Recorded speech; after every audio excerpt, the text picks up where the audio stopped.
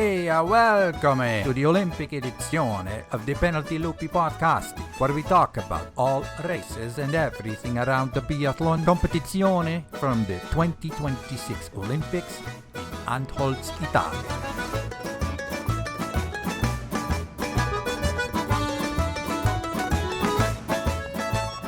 Grazie for listening, and if you enjoy the podcast, leave us a 5 stars or a like on your podcasty platform, or send us a message on social media. Ciao, everybody.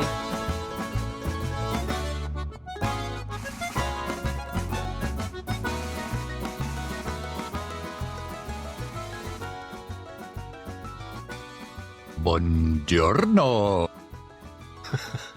Every time it gets me. How are you doing? Pretty special. Doing well. I'm tired. I think probably not quite as tired as the athletes who have just competed for 2 straight weeks, but yeah, so it's been an emotionally trying. I shouldn't say trying. Emotionally up and down. A couple of weeks. We had a lot that happened. So yeah, it's been big. Well, and especially today, very mixed with Preuss and Doro, right? Absolutely. It's hard to think that was the last time we're going to see them, because we just, they just keep lining up and racing, and it won't really feel real until it's been a couple of weeks that suddenly they aren't coming back. And I've been thinking a lot about, about like people who either grew up watching Doro and Preuss, or, that was, especially you think about Wierer, how many people say that was sort of why they got drawn to the sport, was because of sort of her magnetism and how amazing she was. And just, Italian fans and German fans who have been able to watch Wierer and Preuss, and it's hard, man, when you're either your hero or your favorite athlete retires. It's hard. It's just something that has become part of your life, and that's what we do. We're just fans, right? It's just fun things that we get to do, but they're there. They're a constant. You're always, you become emotionally invested in them, and it's even more like if it's a team, the team's going to be there every year. The athletes will change, but the team will be there. But especially when it's this one individual and you sort of feel like you get to know them, and you read their interviews for so long and you follow them on Instagram, and suddenly you realize that I'm not going to see them line up again. Right. And that's got to be, of course, I hold these 2 athletes in very high esteem.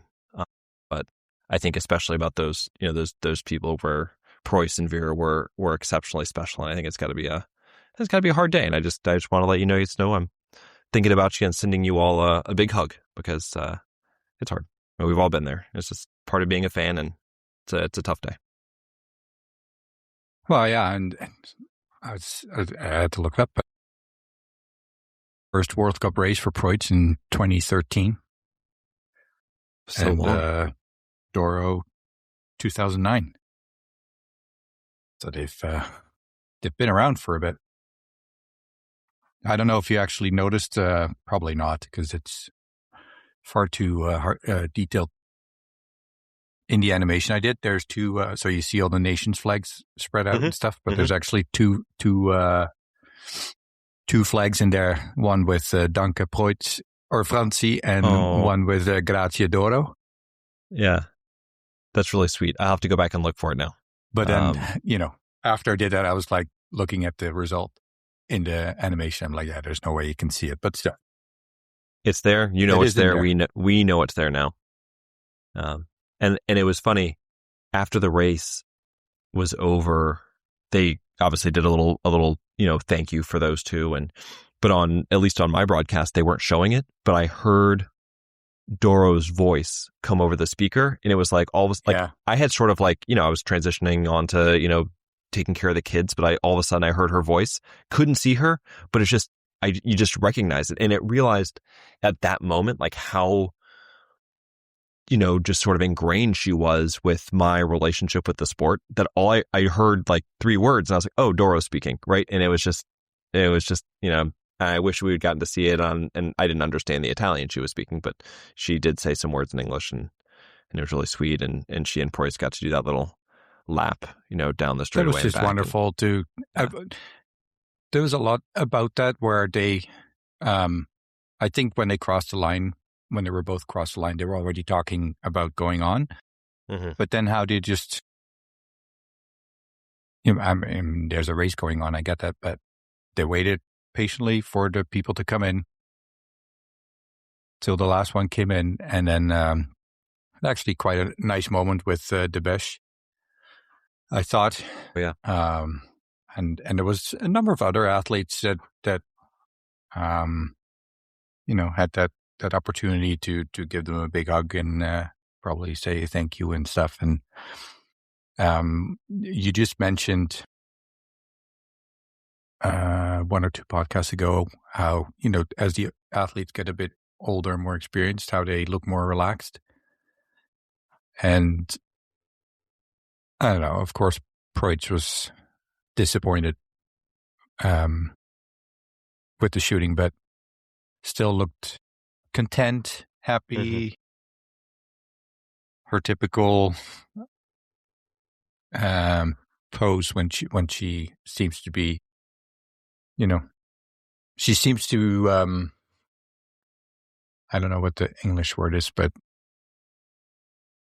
she puts things in perspective that, yes, my race sucked, but you can't win every day, and that's just part of the sport. And I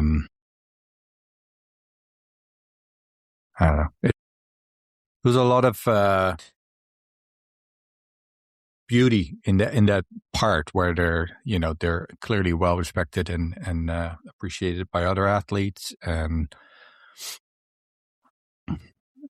the crowd got a good time, Mm-hmm. and other people were respectful with letting them do their thing. I was a little bit worried because sometimes the Olympic organization is very strict with everything needs to go according to the playbook and stuff, but luckily there was nothing like that. So overall, yeah, sad, but also I think this is how they wanted to retire. Of course, they wanted to cross the finish line in first with the same time, but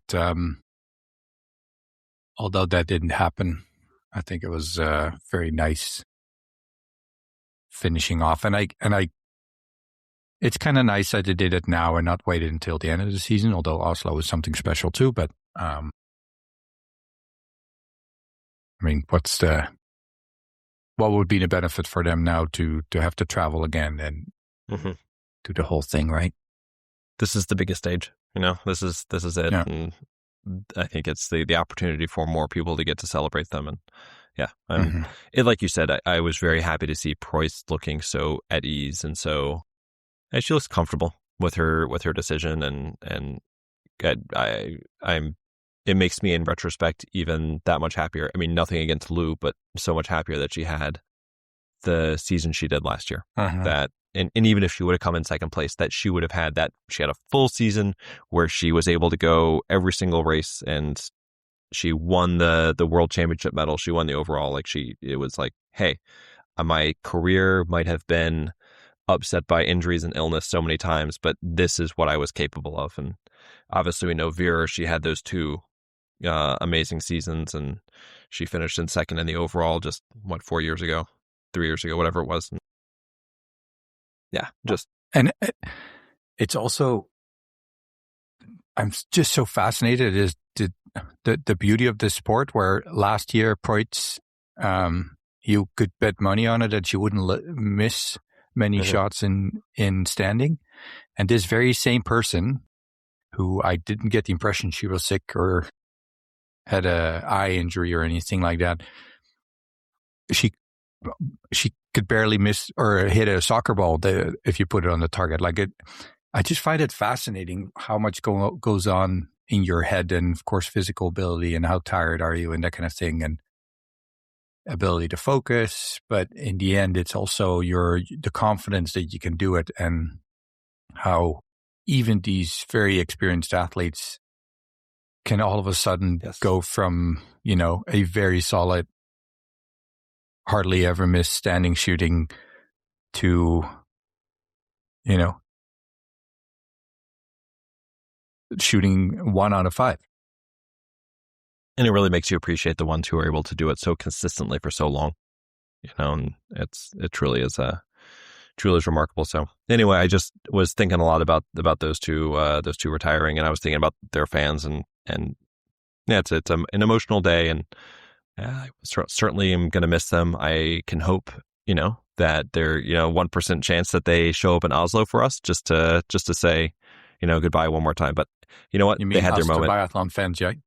I mean, us, the biathlon fans, and us personally. I know they care a lot about us. Yeah, that would be the main reason. Exactly. Yeah. You guys. Yeah. I love the moment, by the way, when so I think that was before you heard Doro speak. So they walked into the finish area, or were walking around, and then one of the organizers initially gave the camera or the microphone to Preuss, and she's like, "Yeah, no, here, go to Doro." But it just really made me think too, like, obviously I don't know her, but she always comes across as somebody who's pretty shy, not shy, but like introvert, I guess. And Doro obviously seems a far more extroverted personality. And that also makes me think, after last year and being in the spotlight for so long, Preuss must have been pretty exhausted by the start of this season. Mm-hmm. Yeah, it's sad, but also probably feeling happy that it's kind of that part of biathlon is done. Like always the attention and press conferences, and So I wish them both all the best with and thank them for what they've contributed. So absolutely. How about the woman who took home the gold medal today? Well, talk about emotion. Between her and Vobornikova, there were quite the number of tears flowing, and I had a hard time watching them and sitting there a bit like, well, happy for them. Like, it was pretty hard to not get carried away in it. I haven't really checked for pictures, but there's this one shot, I think, in that moment where she hugs Simone, and her eyes are just almost popping out when she starts to. I think that's the first almost moment where she really realizes that she won a gold medal in the Olympics, mm-hmm. and she's like completely lost for a moment. I mean, what a win. And I know Vobornikova is not a slow skier, but I think when pretty soon after they left, or Michelon, she left in fourth, if I remember correctly. You are correct. Vobornikova and Magnusson were basically close together leaving, and then Simon was just before Michelon. And I think I texted you that I think Michelon is on a mission. She seems so strong, and it was quite a distance. I don't remember quite exactly what it was, but I had no doubt that Michelon was going to catch up. And yeah, she's been so good this entire games. I mean, her skiing has been, and I don't have the numbers in front of me right now, but my sense is, my feeling is that even though she's always been fast, her skiing this last 2 weeks has been on another level. I'm just thinking about how amazing she was in the sprint, and especially that relay leg when Jean Monod hands off basically in a tie, and Michelon hands off with a 45-second lead. And it's like other women, I think in the pursuit as well, other women would have one miss and that, they were in trouble. And Michelon was able to overcome 2 or 3 misses, and it just didn't matter. Like, she just kept coming and coming and coming. It's really remarkable. She's been this person that we've known. She's 23 years old, but we still have watched her coming because she was so good on the IBU Cup. And then last year she won the U23 Globe, and you could just see it. You could see all the talent. She, had the medal at the World Championships when we really saw that big smile when she realized that she won the World Championship medal. And then this season a little bit started off a little bit bumpy, but she's really come on strong the last couple of weeks. And now, I mean, there's no doubt about it. I mean, she's a star in the making, right? If she can keep this up, there are going to be people who feel about Michelon the way that they do about Preuss or Wierer. I mean, that's a high standard, but she's just so magnetic. That smile that lights up the room. I mean, it is, how can you not be drawn to it? And when I think back on these Olympics, I mean, my first impression is that Michelon is going to be one of those people I think about, because there was and it's because of that look that she has when she won the silver medal in the sprint, and it was like, oh, this is amazing. And then when she was in the relay and she's crying before the race is over because it's hitting her that, oh my gosh, I'm an Olympic gold medalist. And then exactly what you just said, like all of a sudden it hit her that, oh my gosh, I'm the gold medalist. And it was like her eyes were, as wide as they could possibly be. And I mean, she wears her emotions on her sleeve, and she brings you in. She shows you what she's feeling, and this week was a whole lot of good feelings, and I couldn't be happier for her. She's an exceptional athlete, and she seems like, by all accounts, to be a really fun, genuine person to be around, and a great champion. Yeah, and there was some shots of her hugging her family too, and obviously they were over the moon. And I don't know, it's just. For Vobornikova, obviously she was super happy with the third, but do you think there were some tears of maybe not winning? Maybe. I think she's just so happy to win a medal. I didn't get the sense, at least, that she was upset that she didn't win gold. No. Yeah. There's and I have no idea where my head comes up with these things, but I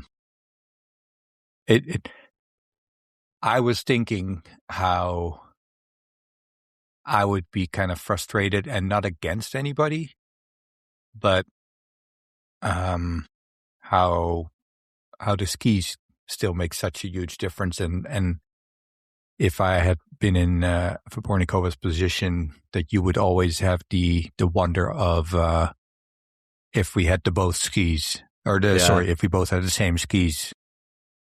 And again, it's all, within the rules, and there's nothing negative to say about it. But if you saw, if you're working your ass off to stay in the lead, and then you go on a downhill where, one can talk a little lower than the other maybe, but in the end, it comes a lot down to the skis, to see your opponent just almost glide towards you. That must have been. To be fair, I think that Vobornikova also had very good skis. I mean, she had the third best course time. Yeah. That's probably her best ever. So I think that she probably was at her limit.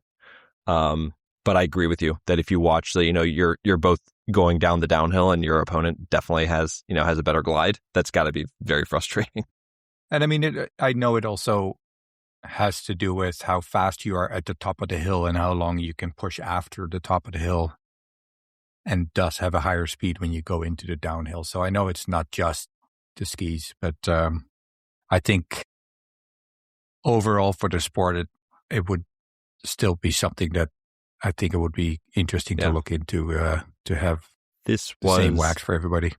This was her top ski rank. She was third today. Her best previous was 11th, which actually came in Novo Mesto in the mass start, 12th, 14th, 4th. So so definitely her best. So clearly she had good skis too, but also the French knocked them out of the park as per usual. And I mean, it is a day where, with live snow, I was going to say, but when it's actually snowing, you'll see bigger differences, of course, because conditions change stuff. But I mean, at the same time, within the current setup, hats off to the French wax team, right? Because they've been on fire the whole season. Absolutely. That, and then also I would say that, Vobornikova, she didn't give an inch. I was expecting when you saw Michelon coming that I was like, oh, she's going to eat her up. She's going to eat her up. But Vobornikova held the lead until pretty late. I mean, I would say it was probably within 500 or 600 meters of the finish, maybe. I mean, it was relatively close to the end that Michelon finally overtook her. And I mean, She gave a great fight. I mean, that was her I would say her A+ race if she had a miss. So obviously, if she had been 20 for 20, that'd be A+. But man, that was a hell of a race. And we've known, again, like she had at the same time that Gondler had her run of top 10s at the end of the season, and was that 23, 24.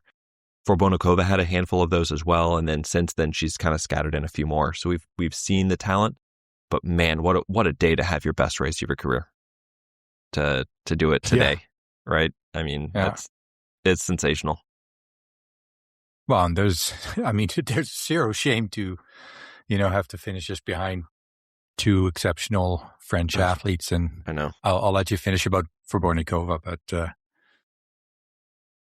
yeah, it would not shock me if in 4 years she won another medal, because I think that if she follows the progression she's been having, like she should be, a top 15, athlete. So she would be in that mix of people that you would expect to be in contention for it. It just feels like this was sort of ahead of schedule. And you look at a Czech squad that might be without Davidova going forward and is looking for a new leader. And this is a woman who, well, she could do it. She can fill that role. Sort of a natural transition almost. Yes. Yeah. Turning the page, right? Yeah. No, I was going to mention Julia Simon again, like when they left the range, and especially when Michelon overtook her, she felt like you could ride her off. And it made me think of, okay, well, with illness, it's usually when you come back, you can kind of get your power back, but you'll notice it a couple of days after that your body was struggling a few days before. And I was more thinking of maybe Doro can still make a move on her. Yeah. And then for her to all of a sudden see her come back and pass Anna Magnusson and then pass Vobornikova. I mean, that's, you've mentioned it before, but the fighting spirit in that woman is quite incredible. She has an ability, and to be, again, I've said this phrase about 12 times already, so I hate myself for doing it, but most of these athletes have an ability to dig deep, right? And past a level that quote unquote normal humans can. But she is just she has almost like a superpower to get into that pain zone and then just keep going. Because it really is like anybody who has done something like this, there is a moment where your brain is telling you that, hey, we have to protect ourselves. We have to slow down. And like, she's able to just override it and be like, nah, I'm going to keep digging. I'm going to keep fighting. I guess what I do then, I just stop. Yeah. Take a breather. And so that's one of the things, and maybe the thing that makes Simone so special as an athlete, is that she has that ability. And she did it again, right? And it pays off with a silver medal. So from your medical perspective, do you think there's any physical thing that has to do with that, or do you think it's strictly or mainly mental? Clearly she is a physically in pristine shape. Clearly she has the physical makeup of somebody who can ski very fast for long periods of time. I just think that this part of it is a mental, like there are just some people who have the ability to cross the threshold into, right? So if you think about your energy, like you've got 100% to 0%. At 0%, your body just falls over, right? And that is sort of how it works out. Like your body is able to produce only so much energy. She is able to push herself into that like not just the red zone, but like the deep red zone. The alarm bells are ringing off, and that's just not something that everybody can do. And there are, and this is going to get really, really strange here, but like there are, like there are some like yogis, like yoga yogis. I'm not talking about Yogi Bear, but like they're able to, like through meditation, to lower their heart rate like much further than most people can. And this is just a variation of that, just that mental willpower to get your body into a different zone. And even more shocking is that all of these, I don't think that all of these top level athletes have it. I think that obviously Simone has it. I think that somebody like Johannes Tingnesbo had it. Well, he didn't never need to do it. Yeah, exactly. But I think that if they had that ability, but It, but then for her to come across the finish line and just not even have to, like, I don't think she even went down on her knees or whatever, right? I mean, I guess she wasn't really sprinting to the finish line, but I mean, she still had to fight pretty hard too. I would have been collapsed, right? Yeah, I would have been, in a pile. And, just for a second, ignoring everything in the French team, that was a pretty sweet moment between the two. It was. And how she kissed Michelon on the forehead, that makes me so think of a mother with her child. I don't know. It was just, it was very nice too. And I always kind of forget if there's any talk of camps. Camp Michelon is in. I always thought that she connected better with Lou and Justine, but regardless, obviously there's still a lot of mutual respect at least. And it was just nice to see that. 100%. But I still am, sorry, I'm going back to this Simon thing because it's kind of ridiculous. Like she was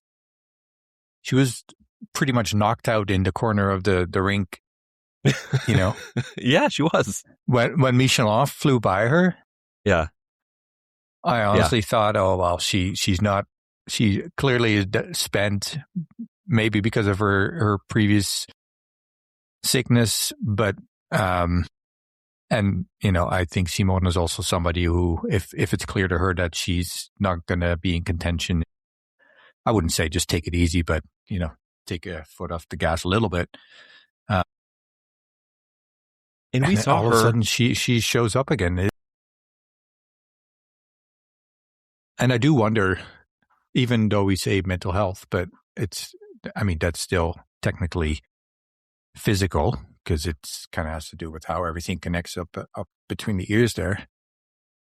Like I'd be really interested if there was any research done on that, how if they can find some sort of connection between different parts of the brain that allows people to ignore your body saying, okay, that's enough, and just keep going. But I guess the downside from that is how, like, is there a risk of just pushing it too far, right? Like you said, if you get to that 0.1 level, it's probably a pretty scary game over. Position. Yeah.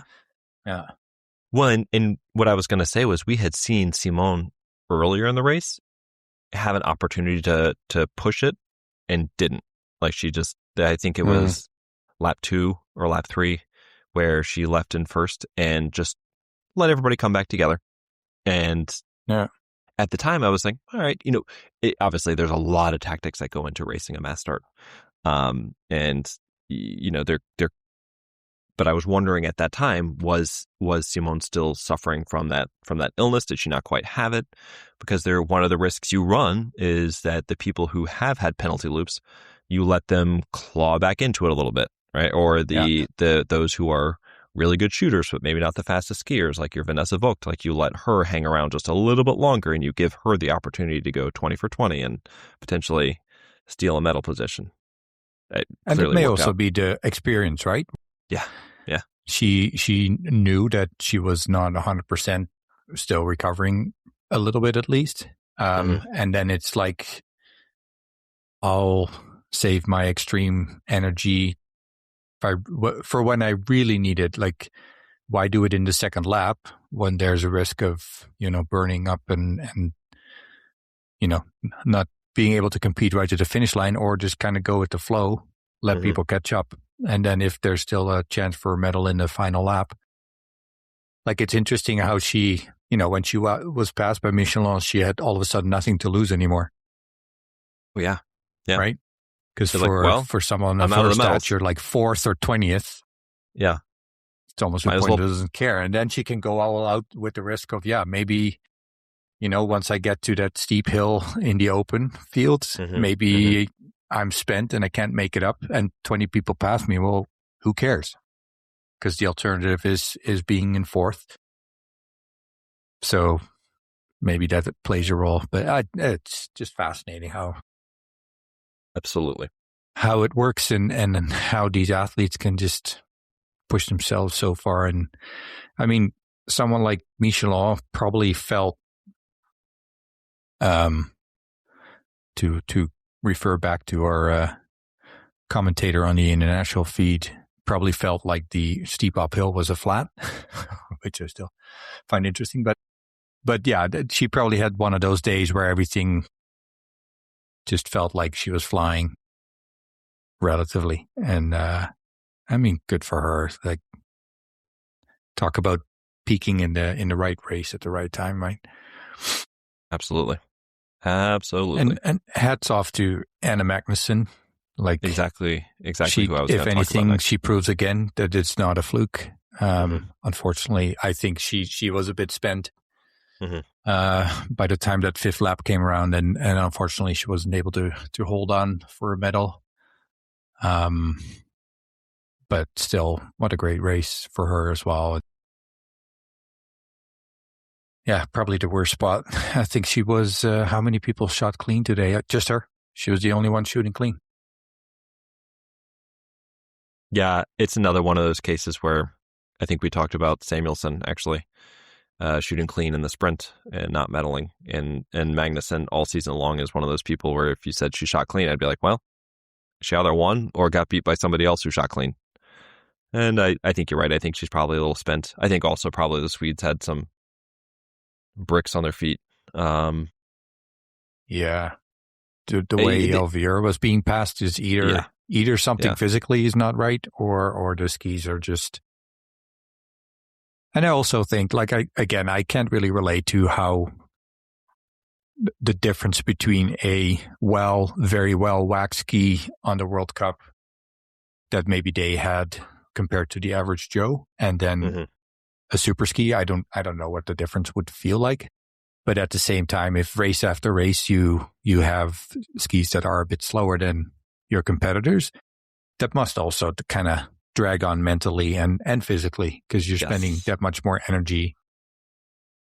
And again, I have no idea if that's like 0.1% or 2% or 10%. Like, I don't know, but it's definitely not a benefit, right? If race after race. Yeah. And even going into the race, knowing that, oh man, because I'm guessing that they take 10 strides in a warm-up and they can already feel that it's, they're amazing, but they're not super amazing. Right? Yeah. Yeah, they know.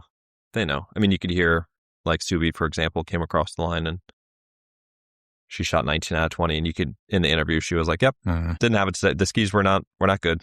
I just couldn't push. So, and especially it's got to be especially devastating when you're leaving the range. You're in the battle all day long, right? Elvira and Magnusson were up in the front group for so much of the race, and to sort of know that the people around you have better equipment has got to be. But it's interesting too within the French team that, arguably the best skier in this group, although a bit of a form crisis maybe, but Justine almost loses a minute. Lou, who's always not looking the fastest, but proving to be the fastest, almost losing a minute. So clearly there was something either, again, physically or ski-wise. Maybe. But interesting. I mean, it's not even a brand related. Yeah. I'd have to go back and look skis Fischer with same as Michelon.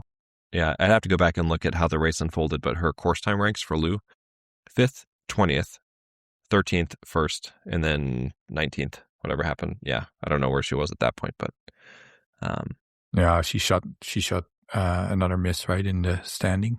So maybe she realized that the medal wasn't in it.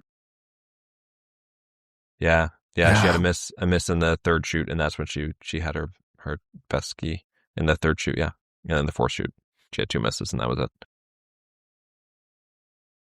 But yeah, the Swedes, all Olympics. I'm looking away from you this whole time because I've got my iPad over here, but the whole Olympics just sort of a strange experience.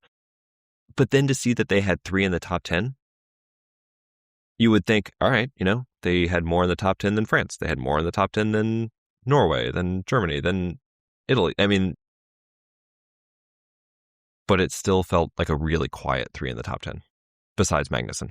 I mean, Elvira, even when she was shooting well, never really felt like she was powerful enough to take it all the way. Well, you think their whole championship, right? Just, this was the one day of a lifetime that Ponce shoots clean. And then even if he doesn't have the best skis with his skiing ability, he can pull off the win. But that was more of the outlier. And overall, you could just say that was a disappointing Olympics. Same for the Germans. I mean, I was very impressed with Voigt today, how skiing-wise she was holding her own. Can't blame herself for anything. It's probably good to know for her that realizing that even if she hadn't missed her shot, that she still wouldn't have. I mean, she may have pushed a little bit harder in the end, but I think she'll realize that, yeah, she probably wouldn't have won in the end. But what was her course time?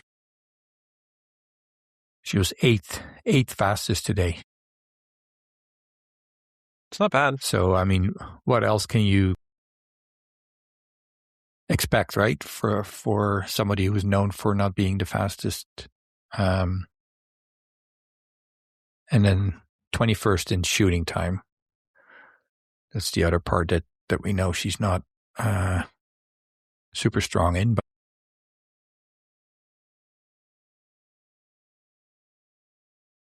I mean, how about, honestly, I think for her, that's, yeah, you would always want to have that last shot back, but yeah, I don't know. She can be proud of herself of this Olympics, right? Yeah. I mean, the dreaded fourth places, but still. How many times has she had to climb the mountain? Where it seems like she's, on the way up and then something happens to knock her back down, and then she keeps doing it, and she clearly is climbing the mountain again. It wouldn't stun me, right? Because things are going to get kind of funky the next month or so. I think some athletes built their season around these 2 weeks, and their form is going to crumble. Some people are going to sort of mentally start moving on to that, and you cannot blame them one bit for that. And some people are going to have a great close, and maybe she's going to be one of those people who closes strong and grabs a podium or two on the way to the finish. I would love it. That would make me really happy. Can we talk about one of my faves? Sophie? No, on Andexer. Okay, yeah. Yeah, another top 10. So she had the top 10. She had the 9th in the sprint, 9th in the mass start.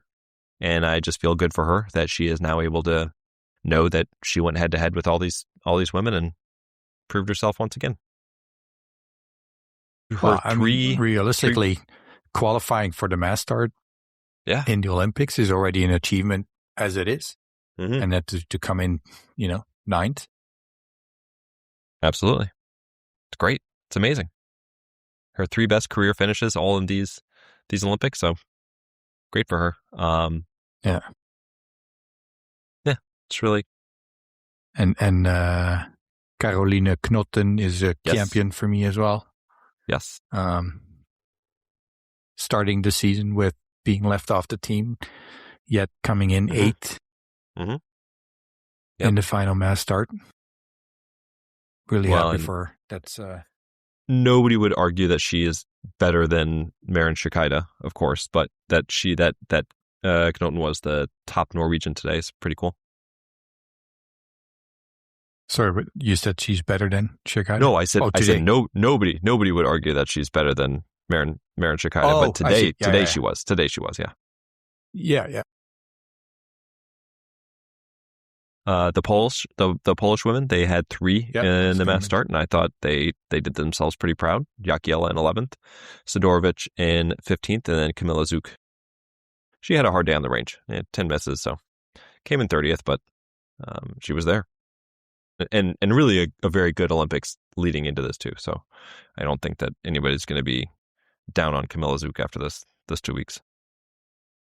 No, and I don't know, just also for the team. And I'm sure Tobias would have hoped for maybe at least top 10, but these are all women that are definitely, well, maybe not all, but like Jakiela and Sidorovic definitely would have the age to have another Olympic cycle. So just have this experience. Mm-hmm. And, let's not forget, two in the top 15 is a pretty darn good result. And, you're still ahead of the current leader in the yellow bib. So could be worse, right? And the winner of the overall of 2 years ago, Lisa, and the second in the yellow bib ranking. So, I mean, that's a pretty darn good result. So, it's a good day. Yep. Yeah. I look at somebody like Bulgaria keeps surprising, right? Yes. Hristova,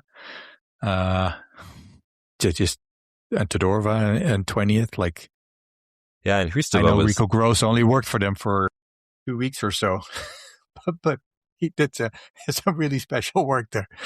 No, I'm just joking, of course, but clearly they're in the right direction. So yeah, man, and like Hristova, she ended up in 14th, but she was in the mix for a medal deep into the race. I thought she came out of the range in first after 3 shootings.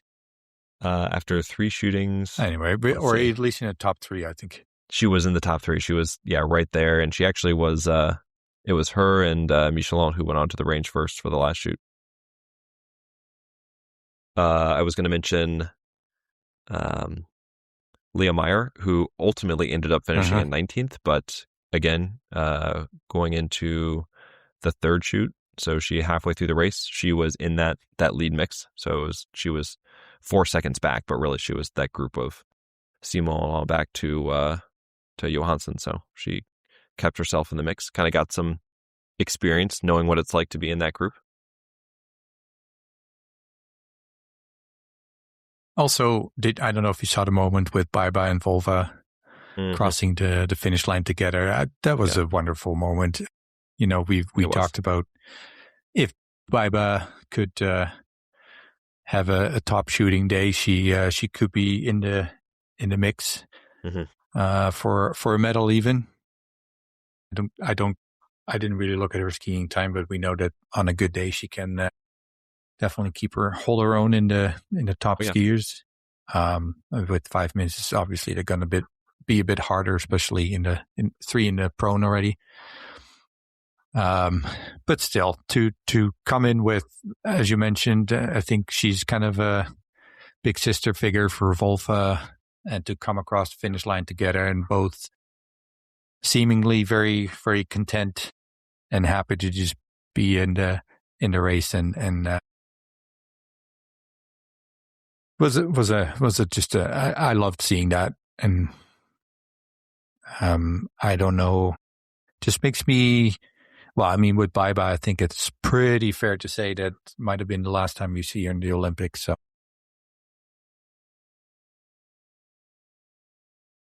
just nice way to, again, in a sort of a natural way, come across the finish line and hand over the baton, I think they call it, the baton to Volva. The baton. Yeah, absolutely. Yep. And then, of course, Besche, who was racing for Denmark, finished in 29th, but honestly, the big one, she was there. Man, to see like in an Olympic mass start, see Denmark in there, and of course, people are going to say, "Wow, she's really Norwegian." Whatever, she's still got there. Danish parents. Yeah, what are you going to say? Representing, Denmark, and very proudly doing so. Yeah, I don't know. I those arguments always irritate me. There's the guy. What's his name? Breton, the guy someone who on won social media. No, the Grand Slalom, the giant slalom, yeah. the giant slalom winner. He is representing Brazil. He's got his mom is Brazilian, his dad's Norwegian. So, it's his choice. He can represent whoever he wants. Yeah, anyway, I think there was a speed skater today representing the U.S. Who was she Dutch? No, she. Well, I shouldn't make any assumptions, but she seemed very popular with the crowd, and she has a very Italian-sounding name. Ah, okay. So maybe, yeah. I mean, we've seen it before, right? We've seen, like you said, Dutch skaters representing Belgium or other nations. Campbell Wright is, yeah, absolutely. representing the U.S. now, and Maxime Germain, rightfully so. That's yeah. And I look at, and last thing I'll say on this, but like Belgium has, they have attracted athletes who initially might have represented another nation, and yet they're using it to build up. Like they just opened up that beautiful facility a couple of years ago, right? And so just because they have attracted people from different nations that have Belgian heritage, they are using it to build the tradition that will support the natural growth. I don't know. I have no problem with it. Well, and when we talked to Lotte Lee, she was speaking Belgian to me for a little bit. Yes. So yes, I mean, Anyway, I think it's been a lot of fun. Race. What do you think? What happened to Lou? Was it just fatigue, pressure? All of the above. It's been a huge 2 weeks. It's been a lot. So, and there was additional pressure, I'm sure, about she doesn't have an individual goal yet, right? Yeah, absolutely. But she's what, 25, 24? I mean, like, come on. I just 27. 27? Fine. She's going to be around in 2030 is my point. This is not her last bite at the apple. Yeah. Which of course there'll be immense pressure on her with the French Olympics, but I think sometimes we see that your first time through it's hard. There's been a lot of 4 years older then, right? Yeah. And I think there's so much. I'm debating how much I actually want to get into this, but people are relitigating the who went to Nove Mesto, who skipped it, and how did it play out. And I think it's just like it's an unprovable argument to make, right? You can see who went and who performed well, but I think it's impossible to go back and say, well, if they would have skipped or if they wouldn't have skipped, things would have changed up better. It's so different per person. Exactly how I feel. Is that everybody has to make their own choice. If you want to analyze that decision, you need to wait till the season is over and see who was in top of the yellow pip as well. Yeah, because that played a role too. Yes, for some to keep going. Right. I think that, and also it simplifies it too much. The peaking, like for physical form, that is not something that is like a 1 month thing. Like that takes months and months and months of preparation. Like that process started last summer. To how you build up your body for different moments. And I would argue longer ago.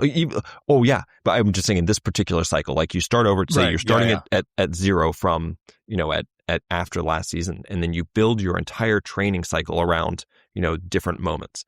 And if part of your training cycle is, all right, we're going to have a training camp on this date in October and then another one, and we're already anticipating having one in February, like that's part of in January, that's part of your building plan. So that everyone's got to do what works best for them. I just, if somebody went to Nove Mesto and had a great Olympics, fantastic. It worked out great. If somebody went to a training camp and had a great Olympics, fantastic. If they didn't have a great Olympics, then they're obviously going to analyze what they did or didn't do. But I'm not sure that you can just look at the results and say it was a success or not a success. Because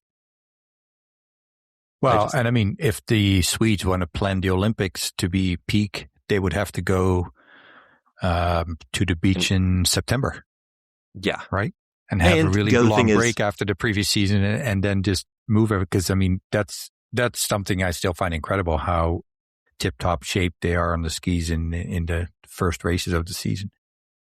And like, what if you find out later that the Swedes just busted their wax, just sucked? Like, okay, what are you going to do about that? You can have the greatest shape in the world, but I don't know. I just don't have time for that argument. Clearly I do, because I just spent 5 minutes on it, but it just irritates me. And yeah. So let's move on. Let's move on. It's been a lot of fun. We are going to, in all likelihood, come back tomorrow and talk about the Olympics as a whole. But I think I've had a lot of fun each and every race. So any, obviously, other than Wierer and Preuss, anybody else who we may have seen the last of? Do you want me to start naming people? Yeah. or just say yes or no that I think Pure that somebody else guesstimate. might retire. Pure guesstimate. I mean, there's a chance that Justine retires at the end of the season. Davidova may retire as far as the women go. Hauser for sure. She could. Ida Gasparin, her sisters have both retired. That's another one. We'll see if Lena Heike-Gross wants to come back. Speaking of Swiss. Let's see. On the American side, it's always... How old is Zook? I don't know. She's not she's 28, so no, I don't. On I thought it was one person. Anamaka is like 33 or 34 for the Poles. Okay, yeah. How old is Lucy Sharapova? I mean, there are countless people that could. That's just on the women's side. I think on Americans and Canadians, you never know, just because it's just a difficult. There's more in play there. Yeah, difficult funding process there, and yeah, we'll see. We'll see who, and that's just the women's side. On the men's side, there's a whole host of people you could think of, like Ader and Falk and Hofer. We named a couple more last night, didn't we? Yeah.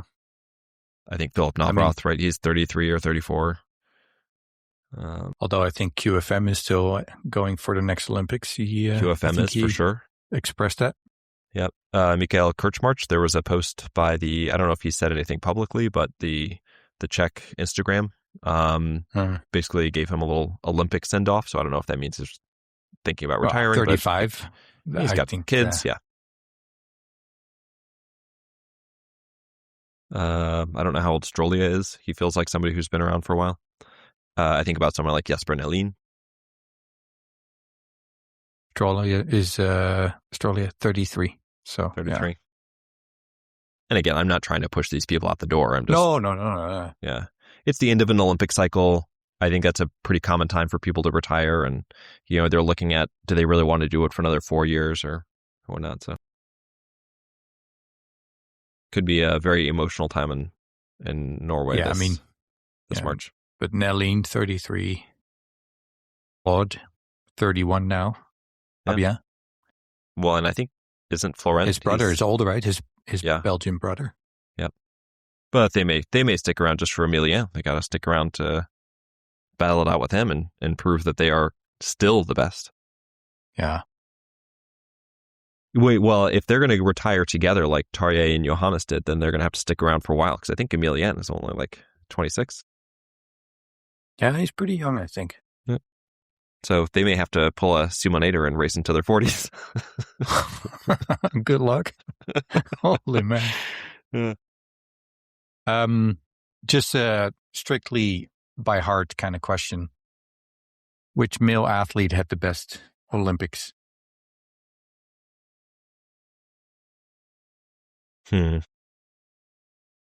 By heart? Yeah, when I say this, who pops into your head as... I'm not sure that any one particular athlete pops out. I know that Strola had the 5 medals, so... See, my first... Oh, sorry. I was going to say, obviously, I think of him. I think of Quinton Fiume, sort of had a legacy-defining Olympics. And then he would be my guy, because it felt like he was in every race. And I think Ligrid would be more maybe the statistical guy, as, when you add up the points, so to speak. He might have been the top, although I think UFM would be pretty high up too. But and the nation overall, France. It felt like every race there was a French athlete, whether they won or not, that they were in the mix for it. Uh-huh. And I know that Norway came back with what easily the second most medals, but it was those two did amazing. And women's side? On the I was French for both. If you were asking just the men for the nation, I would say the Norwegians. I thought the Norwegians outdid the French, even though the French won the relay. Okay, yeah. But I would say the Norwegian men. But I think the French women just crushed it. I was just answering as a whole. Yeah, okay. And then female athlete, who you think?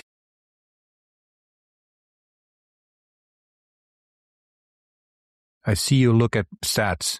Stop it. No, I wasn't. I got my phone buzzed and I had a message and I read it, and then I had to read it again because it was such an interesting question. And it stole my attention. For women, I mean, just going off the top of my head, I would say Michelon. I mean, she is the one who I will remember. It doesn't mean she won the most medals, but I think that she won the most hearts. How about that? Yeah, I would still argue Simon would also come pretty close to that. Yeah. Well, you said And just again, the heart. that's just- You didn't say the statistics. Well, heart. Sorry, Yeah. I no, but that is based on just who pops up in my head, not looking at statistics. I just think, other than the race where she didn't do well, knowing that she was sick, I just think she was in the mix the whole time that she was in healthy condition. Yeah, that's fair. Now ask me again tomorrow, and I may have a different answer. Of course, yeah. This is just in the heat of the moment. And if you think back of your most emotional response after a race, is there anybody who jumps out at you? Yeah, of course. It doesn't who it have is? to be a winner per se, but Suvi with her bronze. okay. That was Yeah, the I mean, one time it's during the obvious, Olympics but when I was like, I felt like the same, like the palpitations and the shaking. You know, that was the yeah, that was the one time. So has to be that. Anyway, you're asking me a bunch of questions. We should save them for tomorrow. no, but then yeah, okay, but we can prepare a bit. But I like just doing off the heart. Like for me on the men's side, it was Jacqueline. Yeah. Oh, that's a good one. Who made me sit up the most, I guess. And it doesn't take anything away from Dahle winning or Ponce winning or anything like that or anything else happening. But just, I think first to my mind when it's like, who got you sucked into the race more or more excited? I think it was Jacqueline doing the Jacqueline thing and emotional peak level. You know, his final shooting, for example, like he's the guy that comes up. And on the women's side, that's a toughie. Not anybody who really stands out right off the top of my head. Maybe more the Polish team, just qualifying 3 people for the mass start made my emotional level rise, I guess. Just other than so many other things too. Yeah, I would say also, I think that you were pretty excited about the Olli Hiedensala when he was on his shooting hot streak at the start. I thought that was Yeah, and I must say, emotional peak, but on the downward side for Vanessa Vogt, where I was very, very in awe about her performance this Olympics, and then getting a 4th again just made me so sad for her. And sad is not the right word because it's still an incredible performance, but, you know, felt the strong disappointment for not quite good enough for a medal. So, and Giacomo Indy having to pull out of the race. Yeah. I think that is a good place to leave it for now. Okay. And we'll pick up. I've got some questions I'm going to ask you tomorrow. You're going to cut me off before I start going through all the races again, hey? No, I mean, part of it is that I have a prior commitment that I have to get to. So no worries. Yeah. So okay, so we'll do a full recap tomorrow. Yes, and it is going to be magnificent. All right, guys. Thank you for coming along with us every race of these Olympics, and we're gonna use that jingle at least one more time. So, don't get ready to say goodbye to the Italian RJ too quickly. All right. Thanks, everybody. Bye-bye. Bye.